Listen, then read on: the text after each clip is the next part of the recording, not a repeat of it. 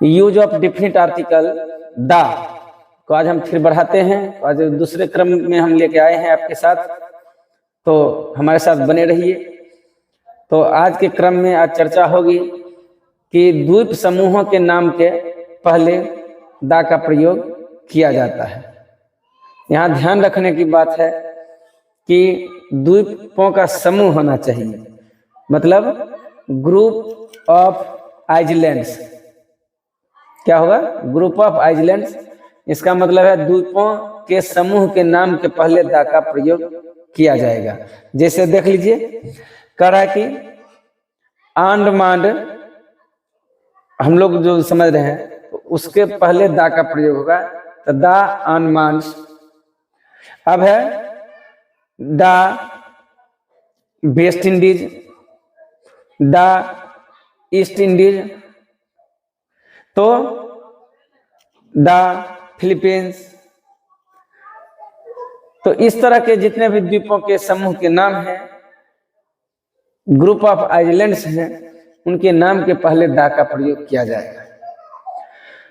अब कहता है कि क्या द्वीप की चर्चा जब होगी तो इसमें द का प्रयोग नहीं भी करना है? हाँ, ग्रामर कहता है कि इसमें द का प्रयोग मना ही है, लेकिन एक शर्त है, वह पार्टिकुलर द्वीप नहीं होना चाहिए। मतलब पार्टिकुलर द्वीप जब होगा तो उसके पहले द का प्रयोग नहीं होगा। ठीक है? जैसे देख लीजिए, कहता है कि द जावा। तो जावा जो है ग्रुप ऑफ आइलैंड्स नहीं है, मतलब कोई पार्टिकुलर नाम दे दिया है। अब कहता है द सुमात्रा, सही बात है, यह भी पार्टिकुलर है, इसके पहले आप द नहीं लगा सकते। फिर कहता है द सिसिली, तो यह भी ग्रुप में नहीं आता है, यह पार्टिकुलर है, इसलिए यहाँ जो द का प्रयोग किया गया है वह गलत है। तो आशा करते हैं कि यहाँ तक आप समझ गए होंगे कि द्वीपों के समूह के नाम के पहले द का प्रयोग किया जाता है। ग्रुप ऑफ आइलैंड्स जब मिलेंगे हमको तो उनके नाम के पहले द का प्रयोग करेंगे, लेकिन वहीं जब पार्टिकुलर कोई आइलैंड होगा उनके नाम के पहले द का प्रयोग करना वर्जित है, मतलब द का प्रयोग नहीं करेंगे। आइए नेक्स्ट रूल फॉलो करते हैं। यहां तक हम लोग समझ गए हैं। अगला रूल कीजिए। कहता है कि द का प्रयोग हवाई जहाज के नाम के पहले, नहरों के नाम के पहले, समुद्री जहाजों के नाम के पहले और रेलगाड़ियों के नाम के पहले किया जाता है। ये जितने भी सुने हैं उनके नाम होना आवश्यक है और उस नाम के पहले द लगाना बहुत जरूरी है। मतलब अब तक हम लोग यही समझ रहे हैं कि नाम का होना बहुत जरूरी है, शर्तों के साथ। आइलैंड में भी तो नाम है, लेकिन वहां क्या है, वह पार्टिकुलर हो रहा है, ग्रुप ऑफ आइलैंड्स नहीं है, इसलिए हम वहां का द का प्रयोग उसमें नहीं करेंगे। तो पार्टिकुलर जैसे होता है हम द का प्रयोग नहीं करते हैं। ऐसा भी हम लोग अभी देखते चले आ रहे हैं। आगे देखिए, जैसे इसमें कहता है कि नहरों के नाम के पहले, तो कुछ नहर का देख लीजिए। कहता है कि the Suez canal, canal means होता है नहर। अब कहता है द पनामा कैनाल, फिर कहता है द केपी कैनाल। तो इसमें देखा गया है कि सब में द लगा हुआ है, क्योंकि कह रहा है कि द का प्रयोग नहरों के नाम के पहले किया जाएगा, ऐसा कि देख रहे हैं। अब कहता है कि हवाई जहाजों के नाम के पहले, तो हवाई जहाज के जो भी आप नाम है जहन में, तो उसके नाम लिखते हुए आप द लगा सकते हैं। जैसे यहाँ पर कुछ नाम है। कहता है the Meghdoot, the Kashmir princess, ETC। जैसा कि ग्रामर में यहाँ पर जो हमारे पास बुक है उसमें दिया हुआ है। ऐसी बात नहीं कि आप यही 2 एग्जाम्पल होंगे, आप अन्य एग्जाम्पल भी तय कर सकते हो। जैसे मान लीजिए किंग फिशर हवाई जहाज का नाम है, तो द किंग फिशर होगा। द इंडियन एयरलाइंस होगा, क्योंकि वो इंडिया नाम दिया हुआ है। तो आशा करते हैं कि नहरों के नाम के पहले और हवाई जहाज के नाम के पहले यह जो दा का यूज होता है उसका प्रयोग आप समझ गए होंगे। अब कहता है अगला, देखिए, कहता है समुद्री जहाजों के नाम के पहले, मतलब नाम होना आवश्यक है। अभी तक जो बातें सामने आ रही हैं उनके नाम के पहले दा का प्रयोग आप कर सकते हैं, या मतलब करना है। अब जहाज के नाम देख लीजिए, कह रहा है कि दा विक्टोरिया, द विक्टोरिया। अब है द विक्रांत, विक्रांत हमारा जहाज रहा है और अभी भी सेवारत में है शायद। अब कहता है द क्वीन मेरी, फॉरनर नाम है।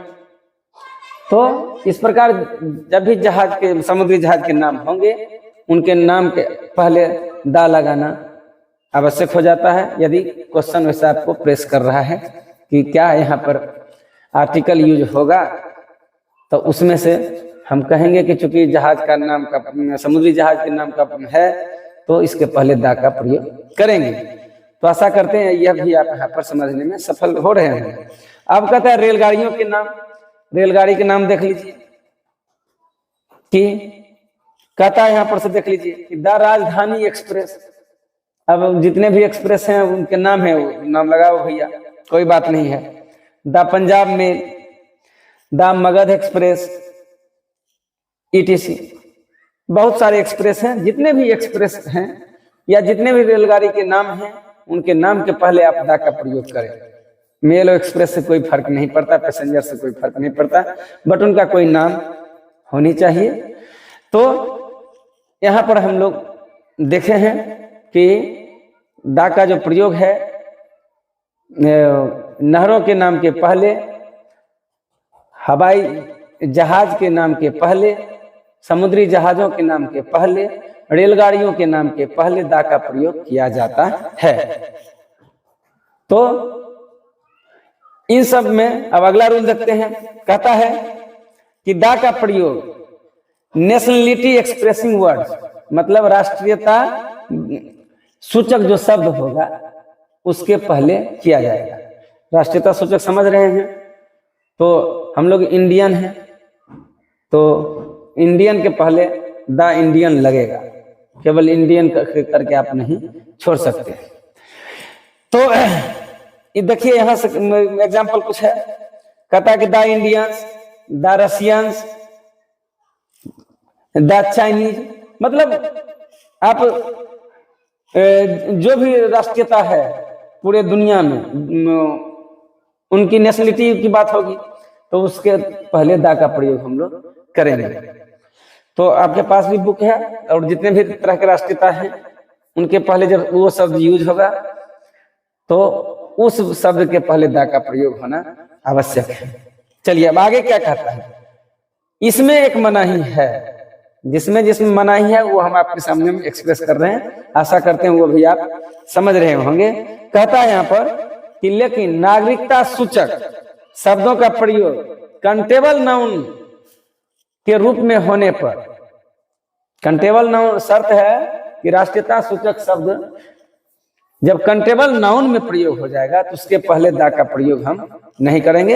एग्जाम्पल देखते हैं कि चूंकि दा का प्रयोग नहीं होगा लेकिन ए और ऐन का प्रयोग होगा।